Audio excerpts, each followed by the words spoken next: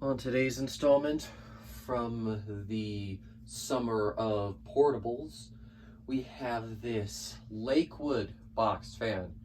Not 100% sure on the model because the tag was kind of messed up and you can hardly read it. I protected it in some tape. I just wrapped it in some tape and glued it back on the bottom for now, basically in its original spot, but you can hardly read it.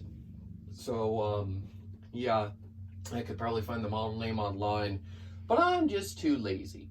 This does appear to be one of the older ones because the blades don't have the like, I'm trying to think of a good way to describe it, but the more curve to them. They're more good. They're shaped like guitar picks. You know, that's what these are shaped like. They're shaped like guitar picks. So I'm pretty sure that means it's a little bit older. It's pretty chunky too. It is in the more uncommon peach color as well, which I know is a lot more rare than some other colors, but it again, Lakewood made a lot of other cool colors as well. So I don't know where this lands on the rareness scale, but I do know it's kind of rare. So anyways, I'm gonna go ahead, start it up on low. I got this fan for $5 at a Goodwill. I'm glad I picked it up. This fan's awesome. There's low. It's fairly quiet on low, still moves a decent amount of air. Definitely shakes a little too. The grate does have a little bit of damage. Usually I try to stick the damage in the back, but I did have to take the cord apart on this one just to, well, my dad decided to when we were cleaning it. And on the back, on the grate that's on the back, there's a hole perfect that the plug would fit through, which means I can get both grates off very easily without any struggle with the cord. So I sacrificed having the damage up front just so it'd be easier to get the back grate off next time. So yeah, that is low speed.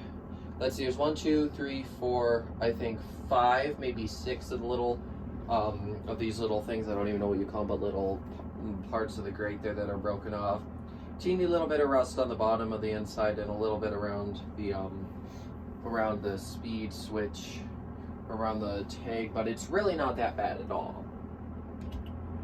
Here's medium. Very, very strong fan. These old Lakewoods definitely call.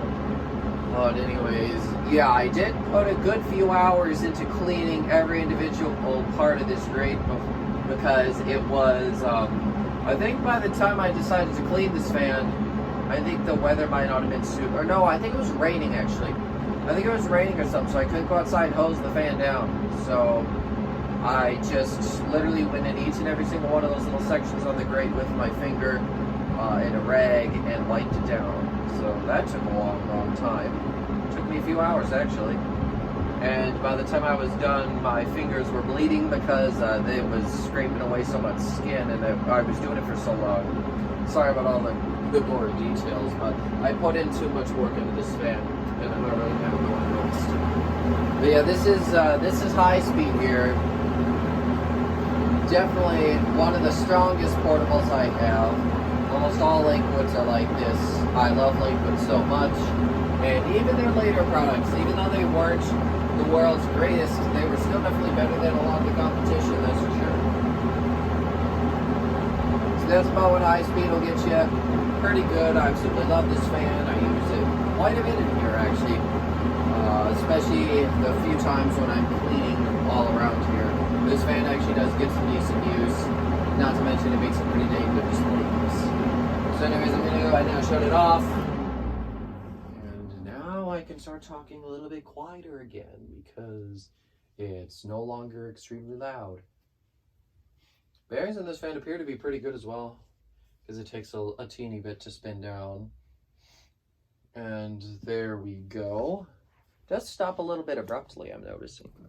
Anyways, let's go ahead, take this off the tripod. There we go. Took more effort than it should have, but we got there. So here is the top. That is the speed switch there. You can just see the teeny little bit of rust I was talking about.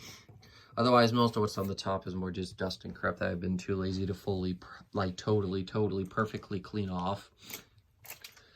And getting down here, you can see there's the blade. As you can see there, definitely shaped like guitar picks. I don't know if you can see, but there's the little bit of pitting on the bottom and the rust I was talking about. There's the tag, which cannot be read anymore, literally at all. And yes, the blade was perfectly cleaned as well. Well, I don't want to say perfectly, but it was totally cleaned off anyways. I got all the parts of it. Little stain there, I could probably clean off a little bit more. And then the back, I'll just tip it over and show you there. You can see what I mean though. Absolutely perfect for the cord to fit through, so that's why I did that. And then it has the, what I think is probably original, the tie that you can use to tie it or loop it to something. Because these fans are actually very strong. I do have one Lakewood, I can't remember which one it is.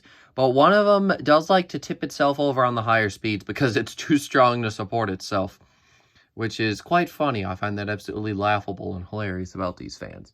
But yeah, for $5 at a Goodwill, I'm so glad I got this thing. It is absolutely awesome. And it gets a lot of use, I'll say that. And once again, I'm so happy I've got it. But yeah, oh, and then I guess I'll show you. There's the peach color. Trying to see where the best part. Well, that's probably more daylight there that you can see it. But yeah, this is definitely a very peachy color.